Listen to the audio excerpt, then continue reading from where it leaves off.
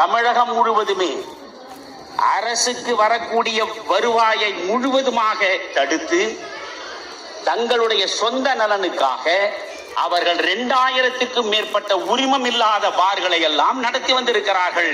நம்முடைய அன்பிற்கினிய செந்தில் பாலாஜியினுடைய கருணையினால். செந்தில் பாலாஜியை நேரடியாக நான் குற்றம் சொல்லவில்லை. ஏனென்றால் நீங்கள் நினைக்கிறீர்கள் செந்தில் பாலாஜி இவ்வளவு தவறு செய்து விட்டாரா என்று. திராவிட முன்னேற்ற கழகத்தில் ஒரு செந்தில் பாலாஜி தானா இருக்கிறார்?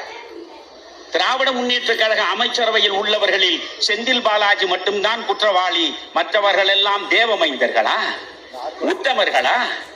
தெளிவாக உங்களுக்கு சொல்கிறேன், எப்பொழுது திராவிட முன்னேற்ற கழகம் ஆட்சி பீடத்தில் வந்து அமர்ந்தாலும் ஒரு நாள் கூட ஊழல் செய்யாமல் அவர்களால் உட்கார்ந்து இருக்கவே முடியாது.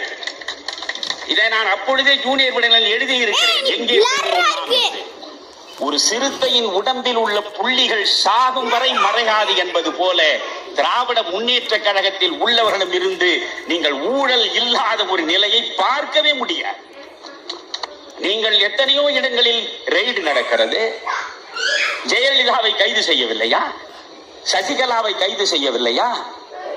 அப்படி கைது செய்ய பொழுது அதிமுகவில் பல்லாயிரக்கணக்கில் தொண்டர்கள் இல்லையா?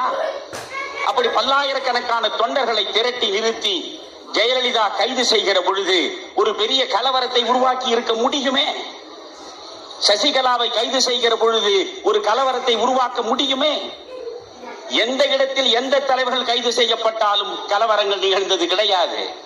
ஆனால் கலைஞர் கருணாநிதி கைது செய்யப்படுகிறார்.